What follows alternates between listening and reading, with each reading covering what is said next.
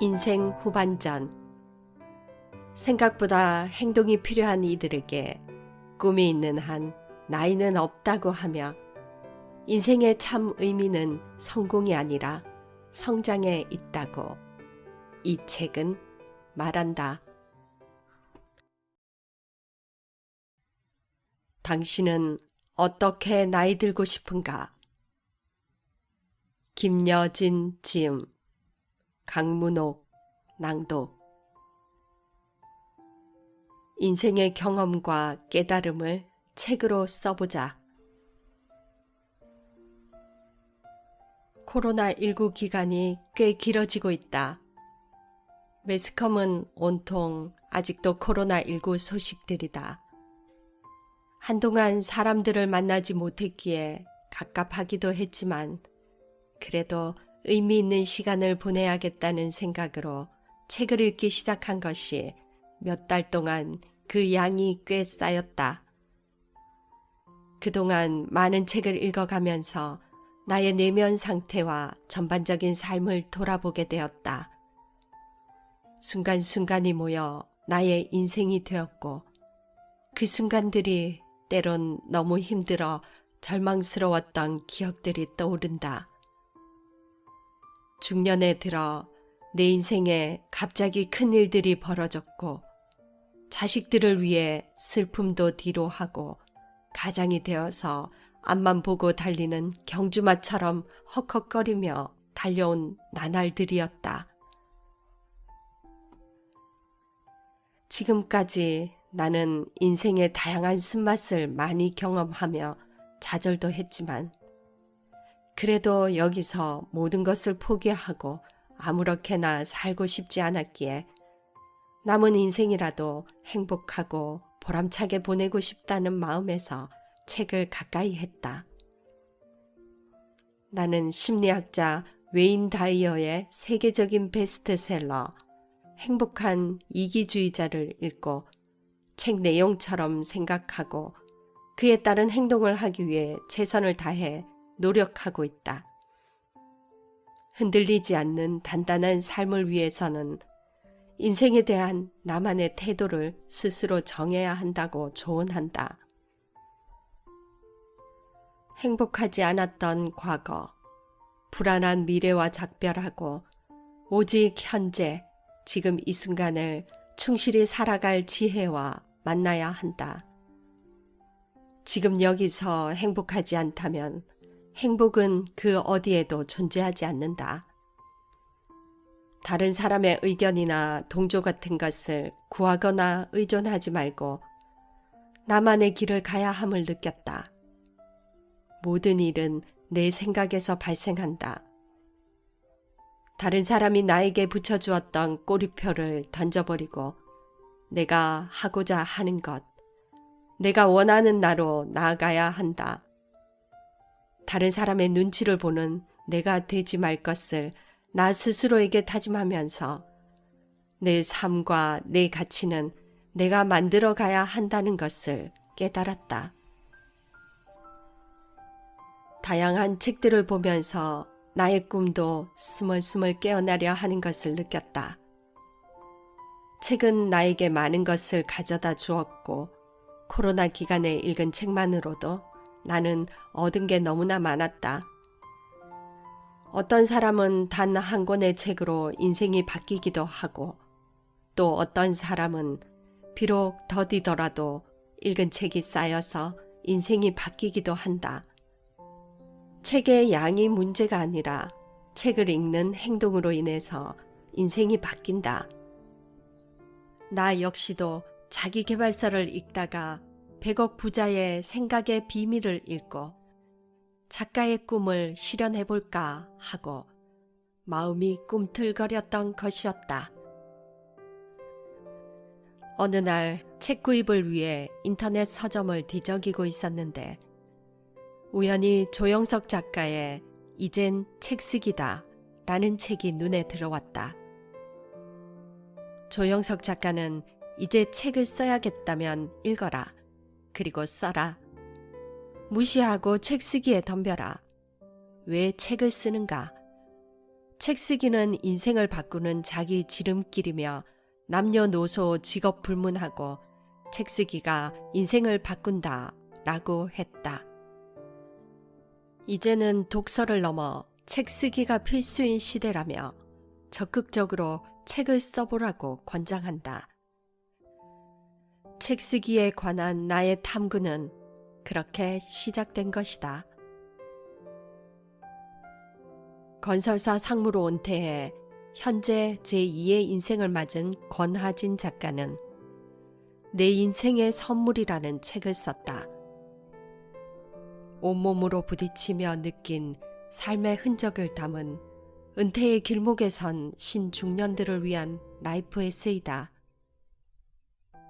동시대를 겪으며 살아온 세대에게는 마치 자신의 이야기인 듯한 공감을 안겨주고 중년의 삶, 어떻게 살아야 할까? 라는 질문 앞에 저자의 이야기를 통해 하나의 길을 보게 한다.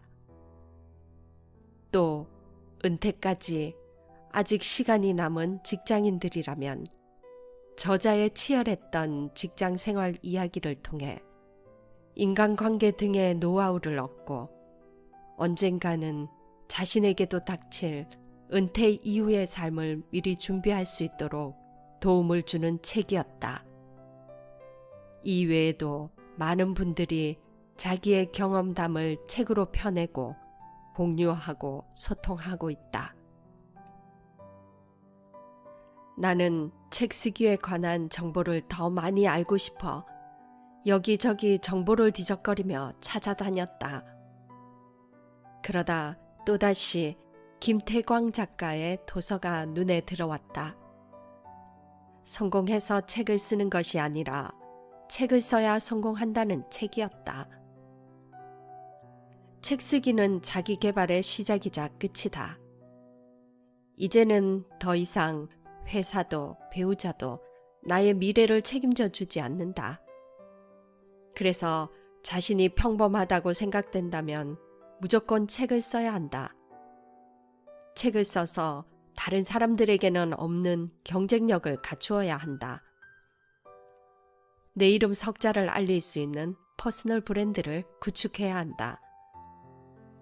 책 쓰기는 성공하는 인생을 갈망하는 사람들을 위한 자기 혁명서이다. 라는 내용이었다. 그리고 책을 써야 하는 5가지 이유에 대해서 알려주었다. 첫째, 책은 최고의 소개서다. 언론 인터뷰보다 더 영향력이 크다. 둘째, 사회적 영향력이 크다. 대중을 대상으로 책을 출간하게 되면 세상에 자신의 존재감을 드러낼 수 있다. 셋째, 전문가의 자격증이다. 책을 출간하는 순간 자신의 분야에서 전문가로 인정받게 된다. 넷째, 미래가 달라진다. 가슴이 뛰기 시작하고 생활에 활력이 생긴다. 다양한 기회들이 생긴다. 다섯째, 사회에 공헌하는 일이다. 자신의 지식과 경험, 노하우를 책에 담는다면 그 책을 읽은 사람들의 인생이 달라진다고 한다. 이처럼 책 쓰기는 운명을 바꾸는 자기 혁명이다.